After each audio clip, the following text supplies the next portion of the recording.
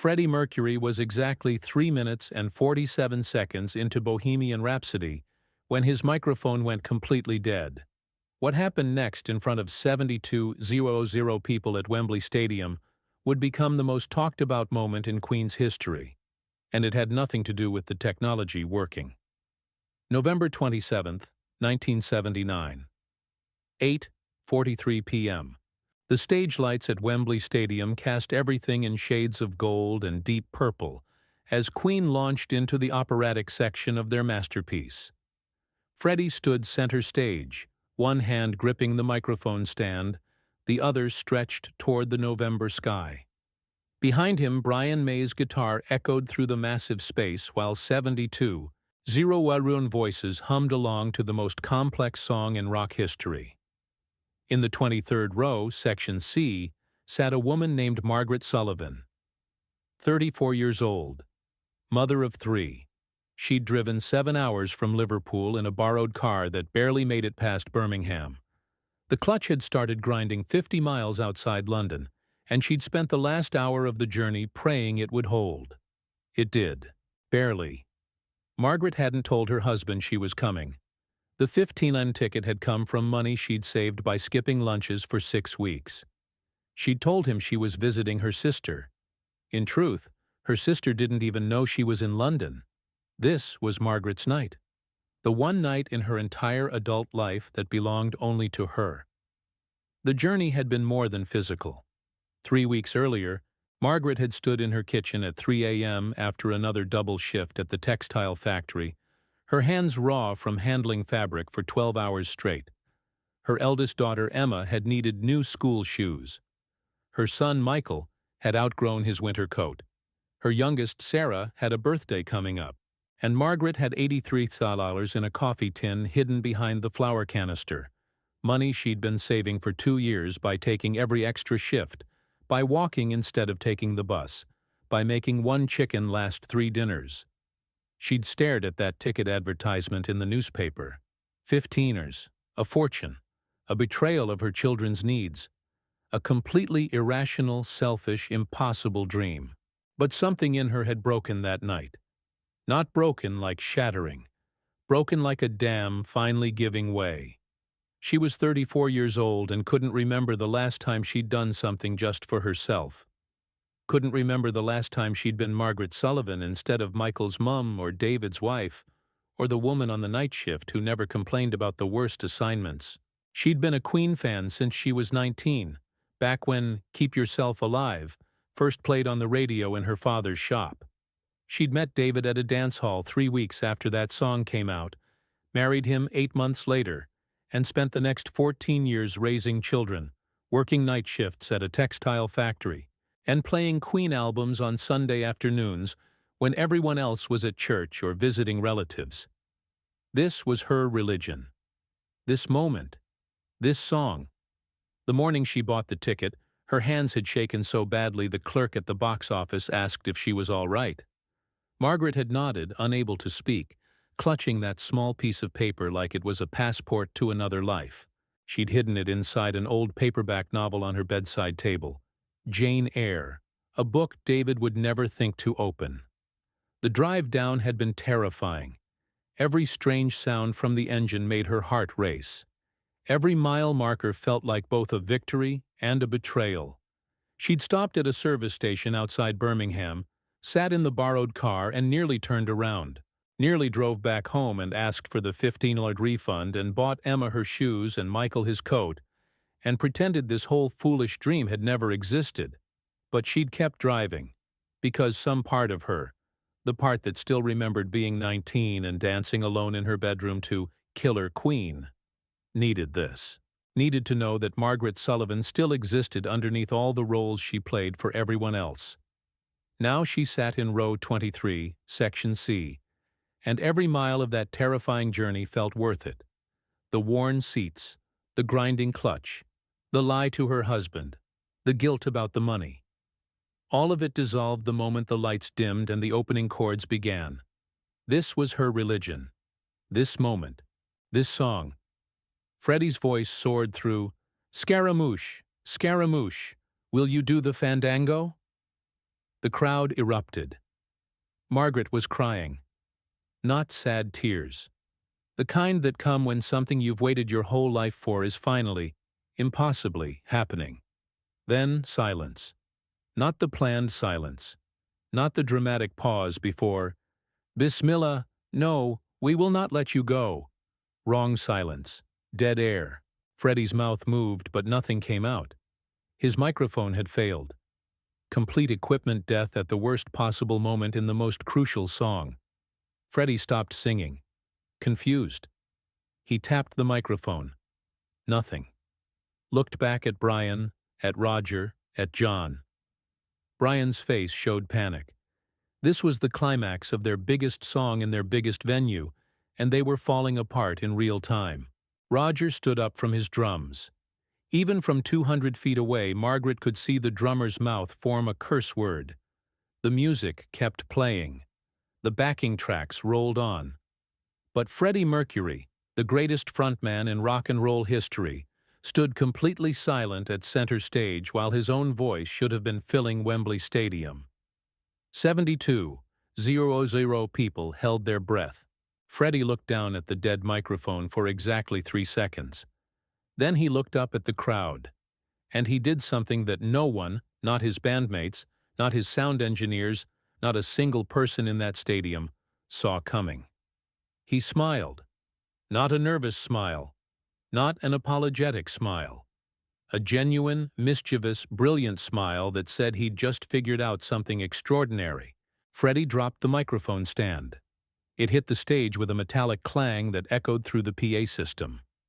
He walked to the edge of the platform, right to the very front, so close to the crowd that the front row could see the perspiration on his face, the details of the phoenix embroidered on his white satin jacket. Then Freddie Mercury opened his mouth and sang. No microphone. No amplification, just his voice, pure, raw, unfiltered sound carrying across Wembley Stadium like he was in someone's living room. Let me go! And 72,000 people answered him. Bismillah, no, we will not let you go. It started in the front rows, then spread like wildfire through sections A, B, C, all the way to the upper decks where people had brought binoculars just to see the stage. Within 5 seconds, every single person in that stadium was singing. Not just singing. Performing. Freddie conducted them. No microphone needed now. He pointed to the left side of the stadium. Let me go! They roared it back. He spun to the right. Bismillah, no, we will not let you go. They answered.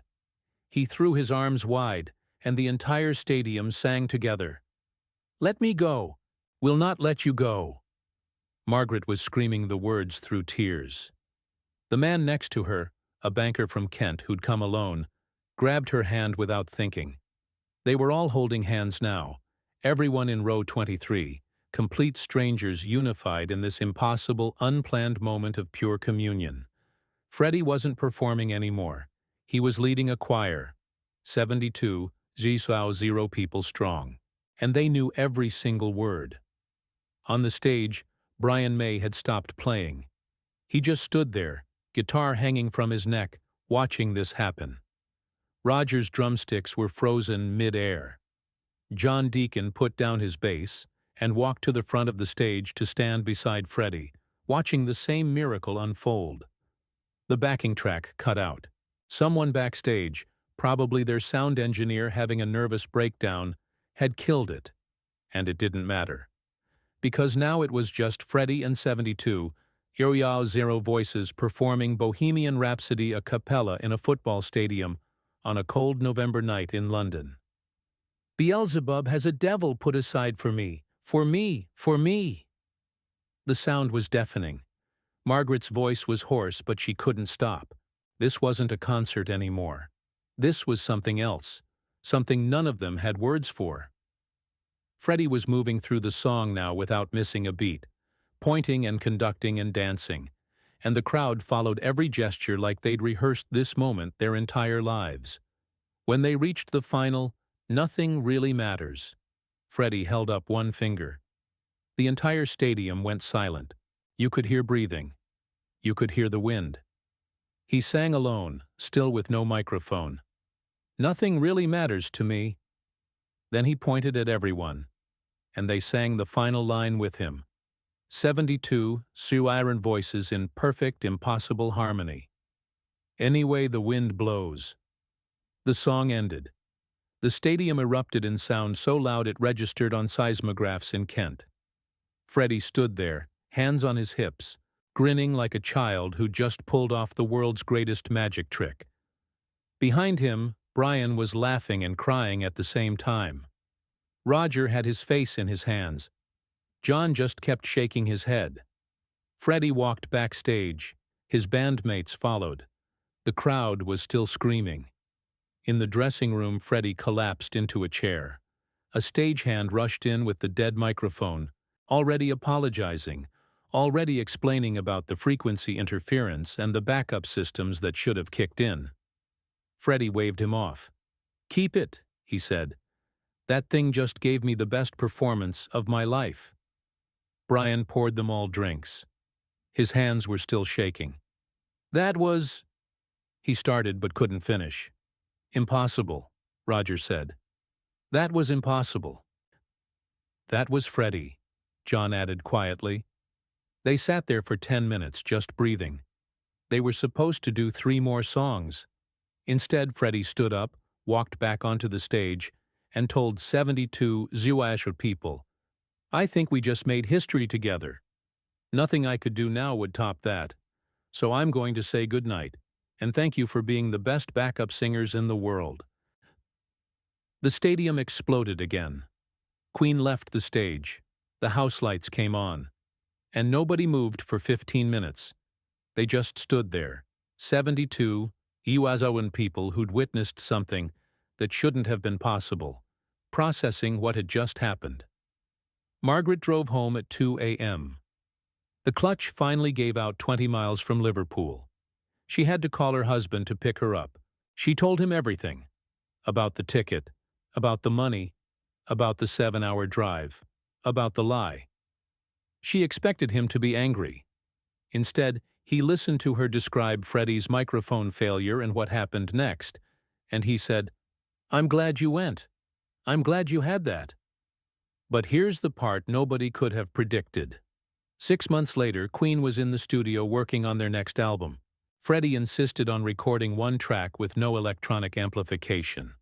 Just his voice, raw and direct, captured by a single ribbon microphone from the 1940s. After Wembley, he told their producer, "I remembered what it feels like to sing without a barrier between me and the sound. I want that on record." That track became "Play the Game." And if you listen closely, really closely to the final chorus, you can hear something unusual. It's Freddie's voice, yes, but underneath it, barely audible, is the sound of thousands of people singing along. The engineer swore the studio was empty. Freddie just smiled and said, "Wembley came with me. The microphone that failed?" Freddie had it mounted in a glass case in his home in Kensington. He never fixed it. Visitors would ask about it, and he'd say, "That's the microphone that taught me I didn't need a microphone." When he was diagnosed with AIDS in 1987, he would sit in front of that case on difficult days and remember the night 72 Zhuazhu people sang with him when technology failed, but humanity didn't. Margaret Sullivan kept her ticket stub in her wallet for the rest of her life. When she died in 2003, her daughter found it and wrote to Brian May, telling him the story of her mother's secret journey to Wembley and what that night meant to a woman from Liverpool who'd spent 6 weeks skipping lunch for a $15 ticket. Brian read the letter during a Queen Plus Paul Rodgers concert. He told the story of the microphone failure, and then he said, "Freddie taught us that the greatest performances happen when everything goes wrong, and you remember that music isn't about the equipment. It's about the connection. It's about 72 Zhuazhu people singing together because one man believed they could." To this day, recording engineers still talk about the Wembley effect, that phenomenon where sometimes the best takes happen when the technology fails and humans have to step in. They teach it in audio schools. They write about it in textbooks. And they always mention Freddie Mercury, November 27, 1979, and the night a broken microphone created the greatest live performance in rock history. Because in the end, that's what Freddie proved. You don't need perfect equipment to make perfect music. You need 72 zero-hour people who believe in what you're doing. You need a broken microphone and the courage to drop it and sing anyway. You need the wild, unscripted, impossible moments that remind us why we make music in the first place. Not because it's technically perfect, but because it connects us, human to human, voice to voice, and sometimes, in the absolute best moments, 72 zero voices to one. That's the real magic. And that's why we'll never forget the night Freddie's microphone died, and his legend was born. If this incredible story of Freddie's courage and the power of human connection moved you, make sure to subscribe and hit that thumbs up button. Share this video with someone who needs to hear about the magic that happens when we come together through music. Have you ever witnessed a moment when technology failed but humanity stepped in to create something beautiful? Let us know in the comments. And don't forget to ring that notification bell for more amazing true stories about the heart behind rock and roll's greatest legends.